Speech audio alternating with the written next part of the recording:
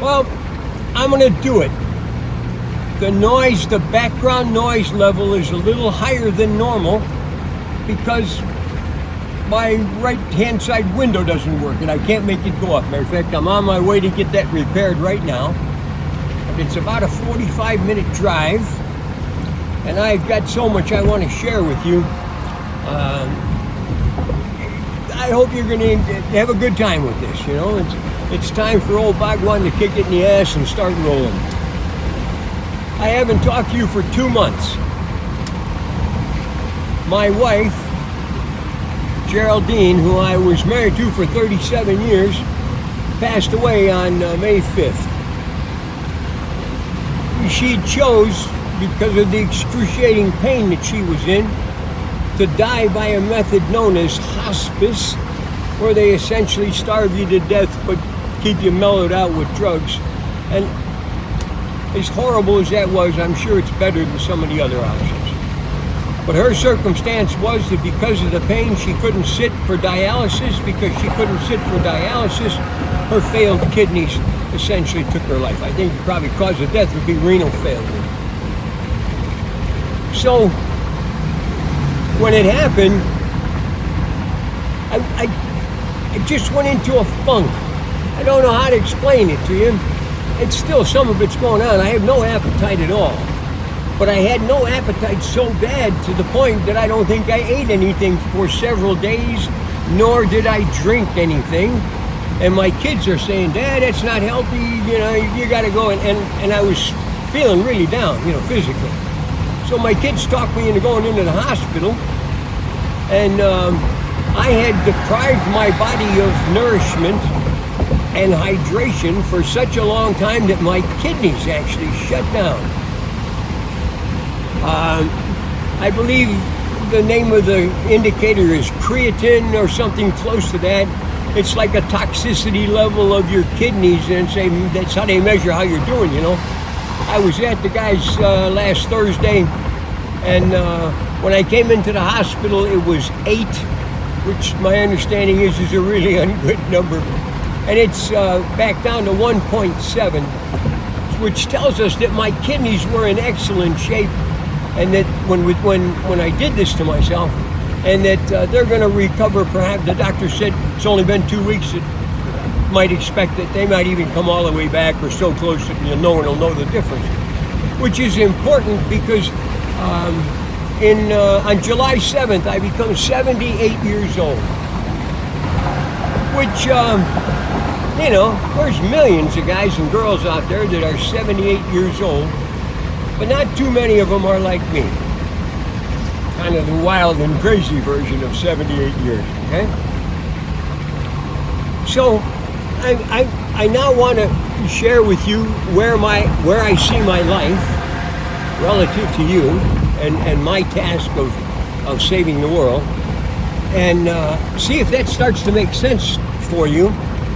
And then I'm going to start banging these things out. Now I might send out 3, 4, 5 a day, who knows? I'm going to investigate other ways, maybe doing a podcast. You know, I belong out there talking to you. And sooner or later, one of you guys with money is going to come across this stuff and realize that. And we'll go out and make a lot of money. I can finally give my kids what they deserve, because I haven't been a real good provider. You know, us Buddhas, unless we click, we don't make any money. And obviously I haven't clicked yet, so, but you got to be okay with that. I'm probably the most radical of the master teachers that you've come across in your life, and I'm supposed to be. My job calls for a radical guy.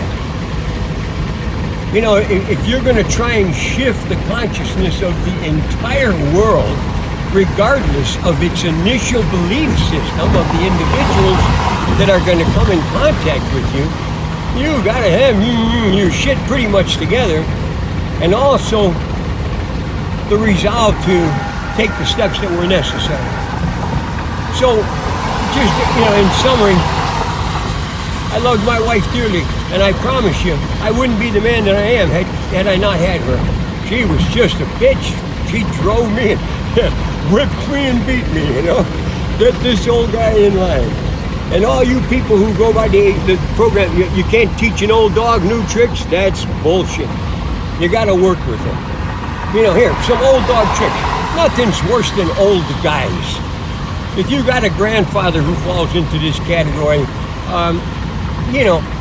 play this tape in front of him. Old men, especially when they become sexually inactive, tend to lose touch with who they are, their disciplines, their hygiene. Some of you old fucks haven't taken a bath for ages. My understanding is there's hundreds of thousands of people in the United States who never bathe. And I'm sure it's even worse in some places where water's not as abundant as we have. But and young guys aren't taught this stuff, All guys are familiar with the expression, no matter how you wiggle and dance, the last few drops always get in your pants. This is the notion that after you urinate, there's just going to be some leakage because you can't squeeze out the last couple of 3-4 drops. So guys take that drippy thing and they stick it back in their underwear. Of course, they shake it off. How can you tell? The spots are on the rim of the toilet. In some places, you lift it up, no one's cleaned the rim of the toilet in 17 or 18 years. It's unbelievably disgusting. And for some reason, people just don't see it. Well, there's no germs there. Hell no, that's just lovely. Take a picture, send it to Better Homes and Gardens. So I'm going to share something that I'm sorry your dad didn't teach you, but I was lucky. I told you my dad was a dick, but that doesn't mean that he wasn't a wise and intelligent man. His life just sucked and he didn't know how to not take it out on everybody around him, like a lot of you guys. My job is to help all you guys who are in that box. All you guys are in it. So what we want, we're trying to make the world better. Bringing it together. This is an iterative process. A gazillion iterations are going to be necessary to make this thing happen. But they're one iteration at a time. So if you don't have the energy to help me save the whole world today, maybe just help me by doing one good thing. It's all over you. Pay it forward. Do it this way. 16-year-old kids starting world movements. We've been killing each other over racial and religious shit since the beginning of time. What you need to come to grips with, all of you poor babies who are still suffering from that, is it's going away. Slowly but surely, even the most belligerent of those people are beginning to accept the fact that all life is precious. Do your best to bring down the anger in anybody who might be inclined to think that all of those fucking whatever they are should be dead. And it starts in the back of the head. Poison dialogue from people who you have respect for. If you're talking to somebody who you really, really love, he's your dad, he's your grandfather, he's your uncle, and he's a nasty, and how do you know he's nasty? He never smiles, and he's got bad things to say about everybody. Run away from that fucker. And tell him, Uncle, Dad, God, I love you, but Bhagwan says all this stuff you're spitting out is just poison stuck in your ass. And if we could figure out how to get, it's like breaking a pimple. Boop! Get that poison out of your ass, you'll become a gentler soul. I gotta tell you, remember I told you once, now I've given you enough. I'm gonna reach out, bring things back. Reach out, bring things back. What that does now is it gives us the ability to solidify all the things that I've been sharing with you and all the things that I will share with you. I'm going to teach you methods by which you can pull that stuff in and fit it right in. Stay in the left 3 lanes. That's the part that's amazing, is fit it right in its slot right away. The way you work now, shit comes in and you put it in a corner somewhere till you can digest it. You massage it around, you try and move it into the area where you're going to keep it, and then all that bullshit, all your moral stuff, and all your religious beliefs, and all your rights and wrongs come in. Which cause you to see what's coming in a skewed fashion. Instead of taking it, making it yours, and then figuring out how you can do something positive with it, you just reject it on the premise that it's no good, or it's evil, or it's sinful. You know, all those things that cause you to reject things that might benefit you. Stop doing that. Start taking chances. And the first chance that people take is they open their mind. You know, open your mind to the idea that I really am the Buddha that God sent to save the world. And that the way we're going to do that is to elevate each one of you. To light a fire under your ass, to where one day, just out of the blue, you'll look at your friend and say, you know who this fucking Bhagwan guy is? And if he says no, tell him about it. And grab your favorite video and sit down, watch that thing, discuss it, put together a question, and send it to me in comment. You know, I get a few comments once in a while, and for all of you guys, I really appreciate them. I mentioned out-of-body stuff, and I guess we're not supposed to share people's names, but my guess is if he listened to that tape, maybe he's somebody who listens to me regularly, and he'll know who he is, because this fine young man sent me a list of references of what might be all of the books ever written about out-of-body experiences.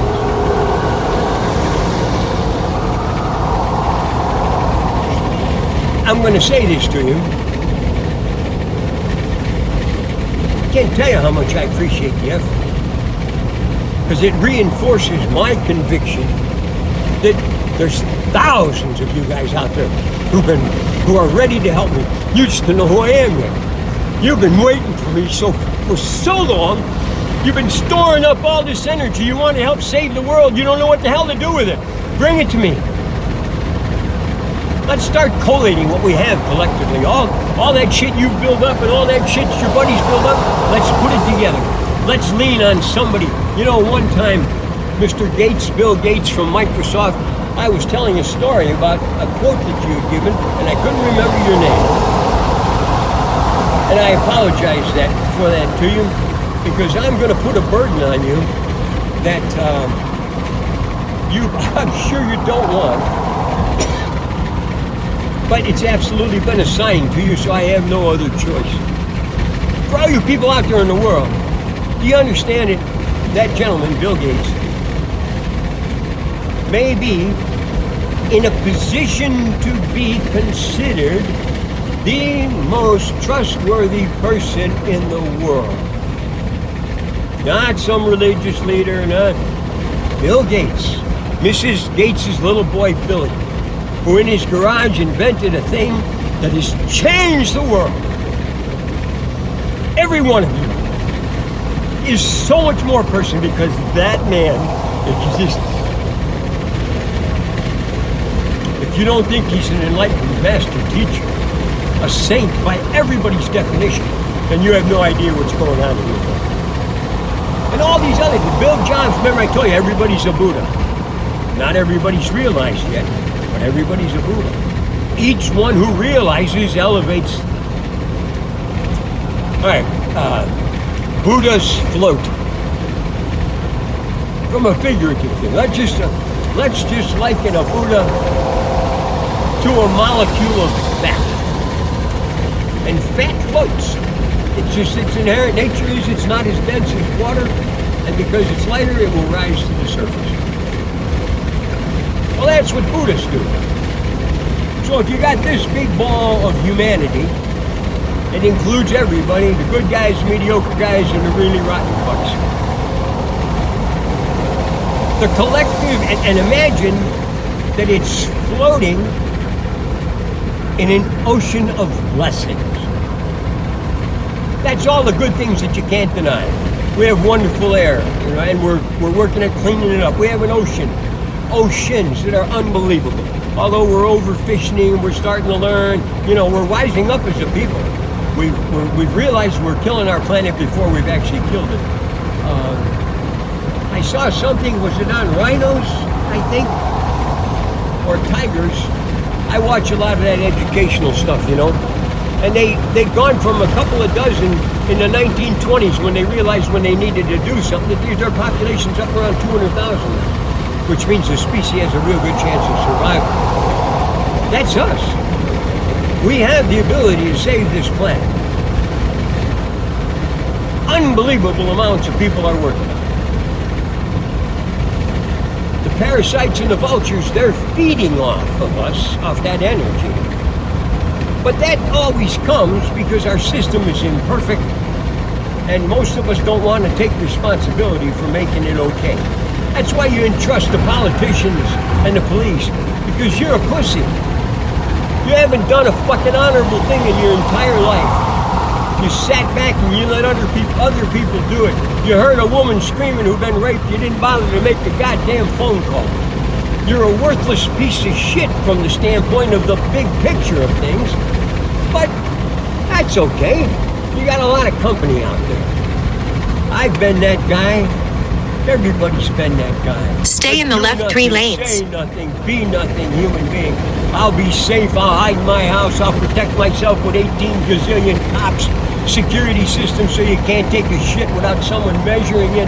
And I'll pretend I'm happy and content and that's what fucking freedom is. I don't think so. But I think we have to address one issue at a time, don't we? This notion of how does a Bhagwan, old guy, get you with a fire lit under your ass so you start doing something. I don't care what you do. Here, pick up trash. I pick up trash. I'm walking down the streets, I bend over and pick it up. This is a beautiful world. It's your world. I don't want your world to be shitty. So your world will be beautiful. I pick stuff up. By chance, it makes my world beautiful too. So I taught this to my grandkids.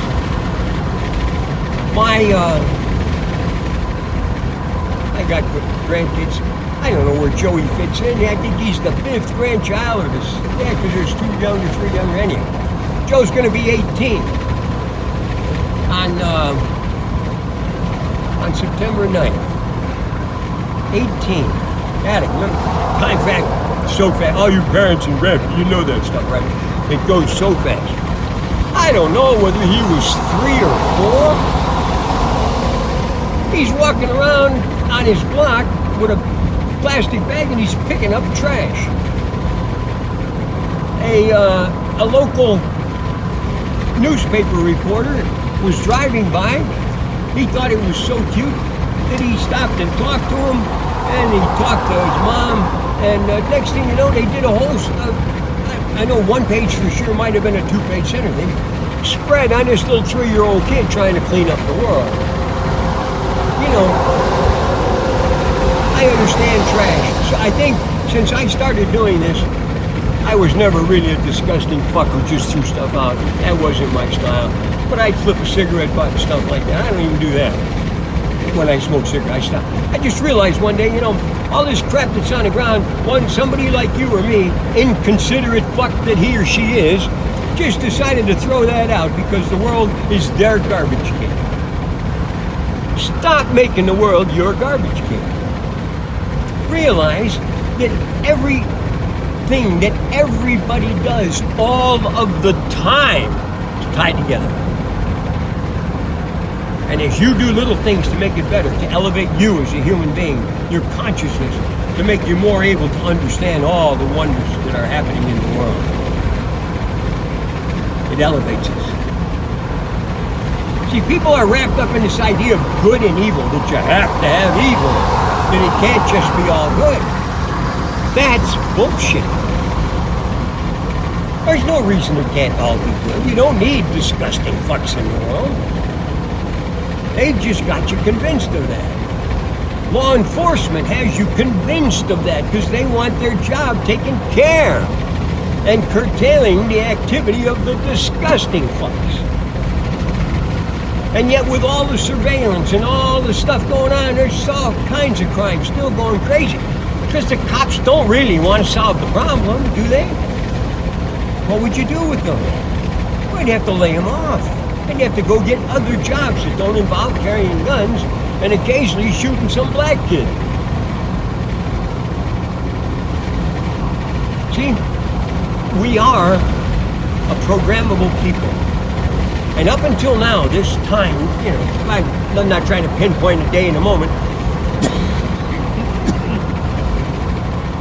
If you want to do that, you could use the date of the first video that I put. It's over a year now. It was March 18th last year. You could use that as the date. We'll call that the date. March 18th of last year, the world changed. And we became aware just a little bit more of what the actual state of affairs of life is. Because there was this old Buddha out there who's banging at what we thought we knew. The world is being inundated with new information. Knowledge is doubling at an unbelievable rate. I told you I was going to look it up. On Google, Google says that right now knowledge is doubling about once a year. In all categories. Some areas it's doubling much faster, other areas it's still, all you fundamentalist guys, you haven't moved a step since forever. Well, you're part of the part that holds that growth right now. And as you lighten up, it's going to release. Because some of you have a real long way to come.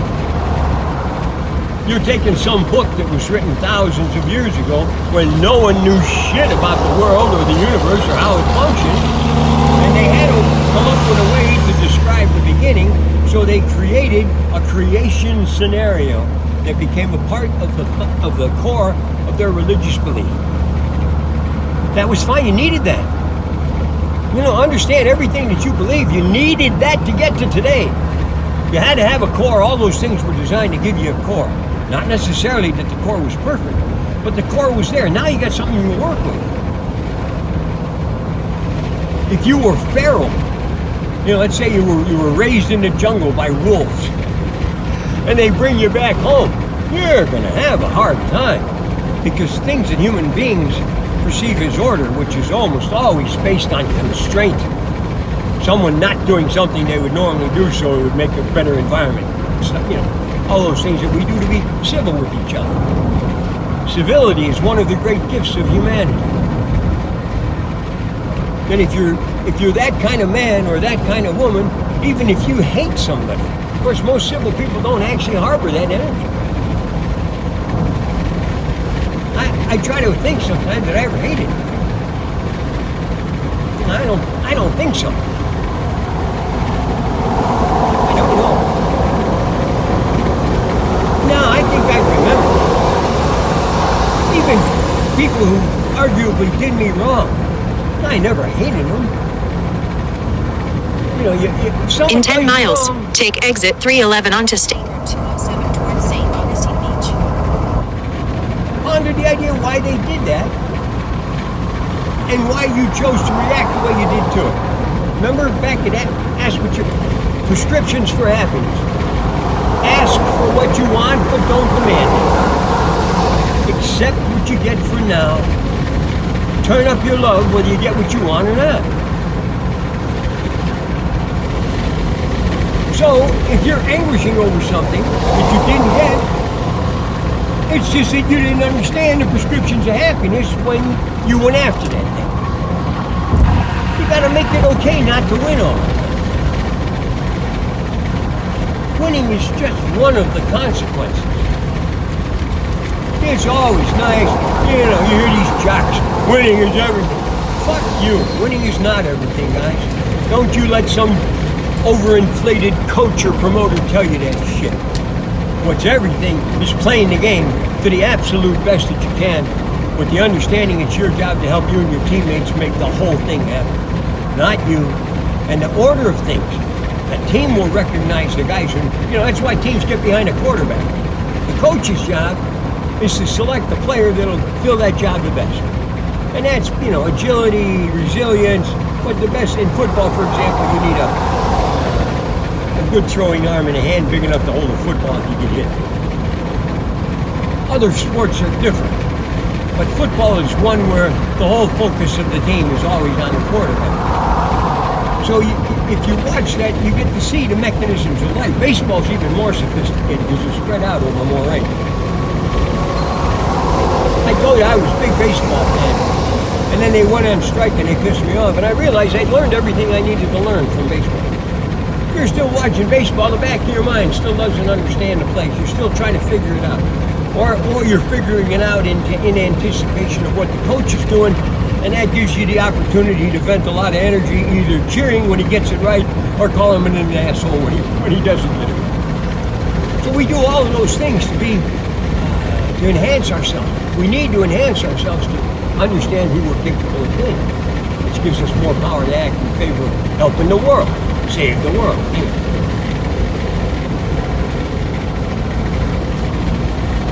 Wow. Dude, I'm falling in love with Florida. I'm going to jump back. So my wife died, but before she died, two of our grandchildren. I think I told you my second marriage for me and my wife. She had 2 boys and a girl. And Janet, our daughter who passed away a couple years ago, had 2 children. So right away when she's gone, their father's gone. And Richard, the oldest, who's 25, his dad died. Suspicious circumstances. We're still going to look into that. It hasn't been resolved. And Joey's dad, Bill, was involved in a seriously catastrophic truck accident when a vehicle left the road, hit a tree, split into several things. But that's been a couple of years now through multiple surgeries. They're doing a wonderful job of putting this guy back together again. But during these last many years, he's had a lot of stuff going on. His son, Joe, who's going to be 18, as I shared with you, coming up in a couple of months, there's been a lot of conflict with him. And because of both of those boys' relationship with me, I've always told them, if I ever become real, that I want them to come and be with me. And we'll find something that they can do. Because these are all blessed kids. We're all blessed, right? But you would expect that if I am the Buddha, then my kids and grandkids probably have something going. In other words, meant to be kind of things. And I'd share with you, it's all meant to be. Okay? It's just God's flow. You don't have anything to do with it. That's why I say get out of the way, just let life happen. Stop thinking you know, and just move forward. Don't be afraid. Take a martial arts course. It'll help you be less afraid, more courageous. Go out and do more things. Do more things. Touch more people. And I know this COVID makes this very hard. So you have to be a little creative. Use this. You know, I talked to my brother. I have an older brother. His name is Mike. I decided I was going to go to Chicago, which is where I came from, sometime before my birthday, because I want to see my mother and my father, my stepmother, stepfather, who are 102 and 99 respectively. And I just, you know, it's not like we have a lot of time and I'm too far away to be responsive when they get sick. So I figured I'll go now, pay my respects. It's going to be my birthday, which is kind of cool. And my daughter, Mary, who's in the Upper Peninsula, said she's going to drive down to meet me there. I talked to my other daughter, Cindy, and she's going to do her best. She's she works, got a real exacting schedule, so we'll see. But anyhow, we're going to bring that energy together. And man, I lost my train of thought. That must mean it's time to finish. You know, I've been driving for a long time. It's the first time. Something distracted me and off I went. So anyhow, we're going to be doing a lot of these things. They're all meant to, no, the boys, here you go. I was telling you about the boys. Well, they decide that they're going to come to see Grandma before she dies. And they decided they're going to stay. In 2 miles, Take exit 311 onto I State. told you our son Ron, he lives Augustine Beach. He was living in Jacksonville, now he's moved to St. Augustine, which is where I'm on my way to now to see the boys. He's set up a business with the two kids. It's unbelievable. You know, he was buying houses and retrofitting them and then selling them. And while he made a reasonable amount of money doing that, it's really hard work. There's all kinds of bags of worms you got to deal with, and it ties up your money for a long time. So what they decided they're going to be doing is they're rehabbing boats. They started a wrap business where, you know, you put decals on cars and boats, obviously, and I guess planes and anything else. They buy boats and they fix them up and they do the stuff to them. Well, fortunately, you know, he just sold his last the house he had done, so he had enough money to where he could buy. What do you think? He's got 5 jet skis. Those are a nice quick turnaround. Everybody wants a jet ski. We had 2 of them out yesterday.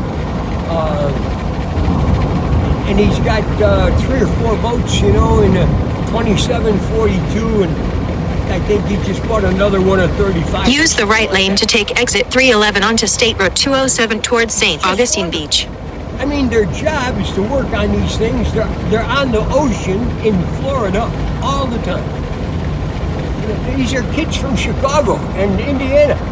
Who the hell gets to do that? Something I would have never thought. And Take the these guys exit, are so then turn left onto State Road 207 north towards St. Augustine. Carrying you guys, and they were right there with the rent. In a quarter mile, turn left onto State Road 207 north towards St. Augustine. So we have a real nice set of energy going on, and I think it's just going to be a At the light, use the left 2 lanes to turn onto State Road. and they were very helpful for me too, right after Jerry died, because like I told you, I was wasted. My head was up my ass, and I was so exhausted. God, we'd been doing it for so long, and toward the end, you know, all this time since it happened last July, it was just her and I. We had a lady came in once for a couple of days, and Jerry just said, no, it wasn't right for her. So just the 2 of us. So that wears you out. And I didn't realize how much.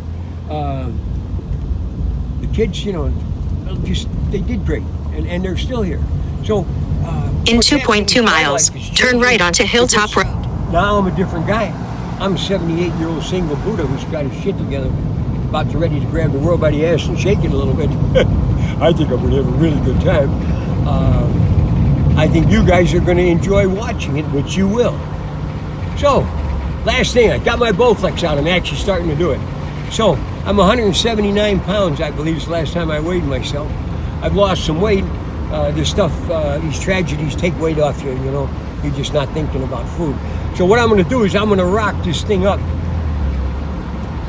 If I were to tell you what I have as an expectation of it, I would expect from the standpoint of what a 90-year-old man can look like to be just as close to perfect of a 90-year-old guy as I can.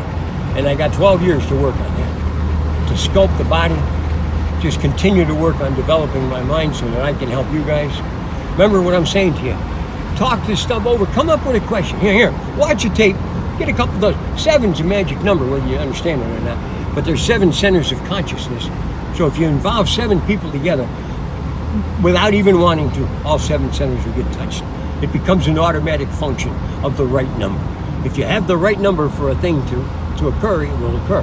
And 7 is the right number for you to become subtly aware of the 7 centers of consciousness. So now, what you do is you take that one tape and you come up with a single question that you can agree on that deserves In to be 1 answered mile, turn right onto Hilltop Road. for someone who's listening to that tape. It might be produced in someone who was listening to that tape. And send it to me in the comments. And I'll answer it on the next tape. And we'll start this as a fluid exchange. I think ultimately I want to be doing this live, but that'll come because my kids know about Joey and Richard know all about this stuff. So the last week and a half they've been busy setting the business up, so they got something to do. And now, what they'll have time to do is help me because I need that help. But once I get that done, this is stuff that gets done once and it's done. You know. That's something you need to become aware of. You do the real shit, you do it once it's done. Some of these games I teach you, some of these exercises that are meant to gentle your life, do them one time and you'll have them. It may take, if you're all screwed up, it's going to take you longer than that for it to clear it out of your head. But be with me. Watch my energy. Try and be with the idea what it would take for you to have the energy that I present that I have. Does that mean that I don't drag my ass and I'm not an old man? Absolutely not.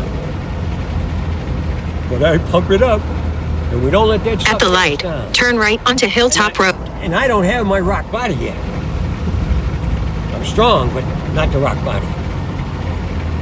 And I'm also gonna start looking for a sensei. In 1.2 miles, turn right onto Rolling The fact that I'm a master teacher doesn't change the fact that I need to learn constantly. I want to enhance the grace with which I move. I don't know whether you understand that yet, but your abilities to assess things are unbelievable. And one of the things worth assessing is the grace with which the In 3/4 of a mile, move. turn right onto Rolling Hills Drive. Tells you an awful lot about who the person is. I remember I'm the kind of guy who compliments people when they're doing a good job. And I was working for this company. I don't remember. Doesn't matter what the company name is or what the guy's name, but he's a big guy. And you could tell over the 6 months or 8 months I've been there that he's been trying to get himself together. I said, I made him a compliment one day. I said, I've been watching what you're doing. I said, you're doing real good. I said, you keep that stuff up, you're going to get scary someday. He says, yeah. He says, but I don't think I'll ever be as scary as you are. I said, what are you talking about? He said, the way you move, man, it's just terrifying. He says, you just got to be the scariest fucking thing out there. And that's absolutely not true. At the light, turn right onto Rolling Hills Drive. Reasonably scary. I'm not where I'm at yet, so I'm going to continue this for a couple more minutes here until I tell you about things. I bump into things all the time. It came from a long time ago when I realized that all the space you give you to clear things around obstacles cost you in time if the shit were down, right? Remember I told you I was a street fighter on the south side of Chicago when I was a kid. I was a tough guy. Tough guys get tested all the time. There's always some asshole who wants to knock you off your pedestal, That's probably how you got to the pedestal. You knocked some other guy off the pedestal. And then, depending on how you govern the pedestal, if you do a good job, they'll let you stay. And that's what I did. So my neighborhood never questioned, that Bob was the guy. But neighborhoods that touched us did. So you're always having these battles with these people. But they make you strong. So if you haven't had those battles as part of your life, and you haven't, because the climate of the world isn't right for that. Mine was after a war. Now, go to war areas, they're still going to have this. Because gangs are out and, everybody's fighting for scraps. No one's got anything. We need to help make that go away, and we are. We're doing so much. Despite this virus is actually going to change and save the world. It has diffused all the military people. It has caused all the people in the world to act together, to try and stop something.